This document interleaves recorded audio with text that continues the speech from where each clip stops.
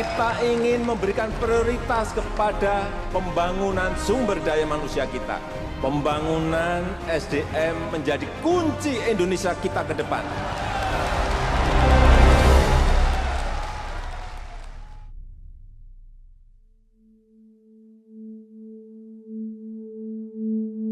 Hampir 1 dekade manajemen talenta menjadi isu yang hangat untuk dibahas, baik di sektor swasta maupun pemerintahan, karena manajemen talenta memiliki peran krusial dalam menjalankan roda organisasi, sehingga tak heran jika hal tersebut menjadi prioritas nasional.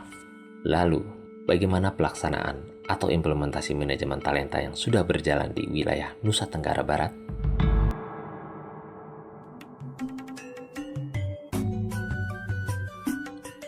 Nusa Tenggara Barat secara administratif memiliki 8 kabupaten dan 2 kota, 116 wilayah kecamatan, 1.146 desa, dan memiliki luas mencapai 49.312,19 km persegi, yang sebanyak 59,13%-nya adalah perairan dan laut.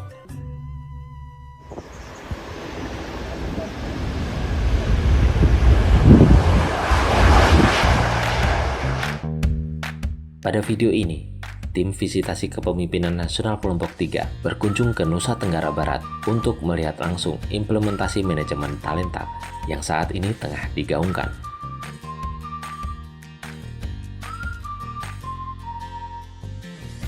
Kelompok kami terpilih untuk mendapatkan lokus melakukan visitasi di Provinsi Nusa Tenggara Barat. Nah, memang kelompok kami ini beberapa memiliki background berkaitan dengan kepegawaian ya, sehingga ini tentu menjadi pilihan tempat bagi kelompok kami mengupas lebih lanjut terkait dengan implementasi mobilitas talenta yang ada di Provinsi Nusa Tenggara Barat.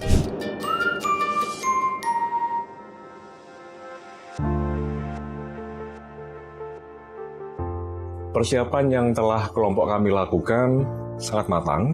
Kami telah menyiapkan dan menyusun daftar pertanyaan dan telah kami sampaikan kepada lokus pemerintah Provinsi Nusa Tenggara Barat. Kami telah mendapatkan beberapa data dan jawaban atas daftar pertanyaan itu dan telah kami lakukan penelaahan bersama dengan anggota kelompok. Nah, dari diskusi awal kami untuk di Provinsi NTB ini memang sudah memperoleh hasil sistem meritnya adalah baik.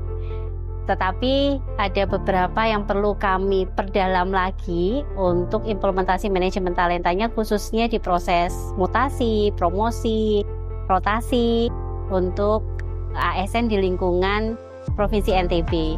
Kemudian kami juga akan melihat kembali bagaimana implementasi terkait dengan HCDP atau Human Capital Development Plan-nya, kemudian juga terkait dengan knowledge management system. Ini kami juga akan melihat kembali secara real melalui visitasi ini untuk dapat menghasilkan rekomendasi yang lebih tepat untuk penguatan implementasi manajemen talenta di Provinsi NTB.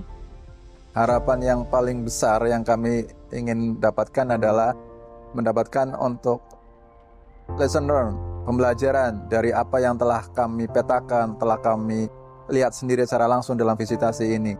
Bagaimana konteks konsepsi di pembelajaran diklat dapat kami lihat secara langsung. Bagaimana kami bisa melihat bagaimana penerapan dan tantangan yang dihadapi oleh Pemprov NTB dalam lokus ini.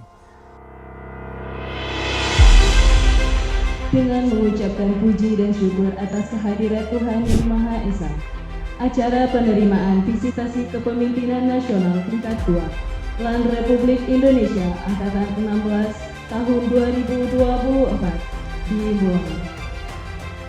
Untuk kelompok yang ke pemerintahan Provinsi NTB ini, kami mendapat mandat tugas untuk membahas tentang skema strategi kebijakan mobilitas talenta untuk.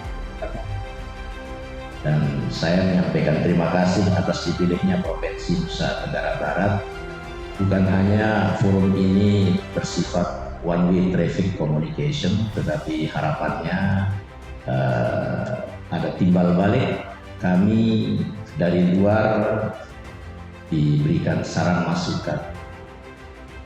Ada 3 instansi yang menjadi objek pengamatan dalam visitasi hari ini, yaitu Badan Kepegawaian Daerah, Badan Pengembangan Sumber Daya Manusia Daerah, serta Dinas Pendidikan dan Kebudayaan Provinsi Nusa Tenggara Barat.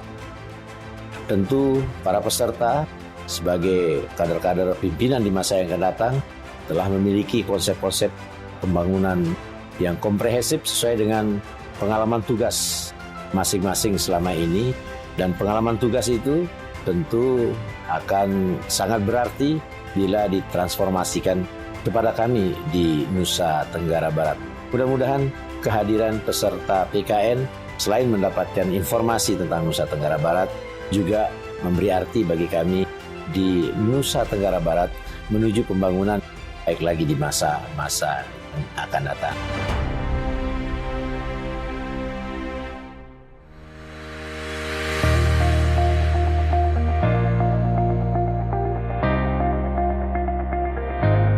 Lesson learn yang kami dapat dari visitasi kepemimpinan nasional di Provinsi Nusa Tenggara Barat adalah pemerintah NTB berhasil menjadikan pembangunan IKN sebagai peluang strategis untuk mempercepat pemerataan pembangunan, mengurangi ketimpangan regional, dan pemerataan pembangunan yang lebih inklusif dengan peningkatan kompetensi sumber daya manusia.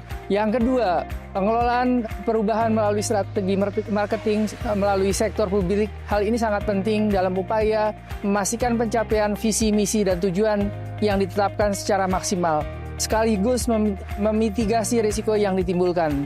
Ketiga, formulasi dan implementasi kebijakan pemerintah di pusat harus mempertimbangkan berbagai aspek dan memberikan kemanfaatan di daerah. Keempat, penggunaan teknologi informasi yang terintegrasi untuk mempermudah pengembangan dan implementasi manajemen talenta di daerah. Diperlukan dukungan sistem informasi dan infrastruktur yang terintegrasi secara nasional. Kelima, yang terakhir, inovasi dalam transfer knowledge penting dilakukan untuk meningkatkan kompetensi ASN dan merupakan unsur yang penting dalam organisasi pembelajaran.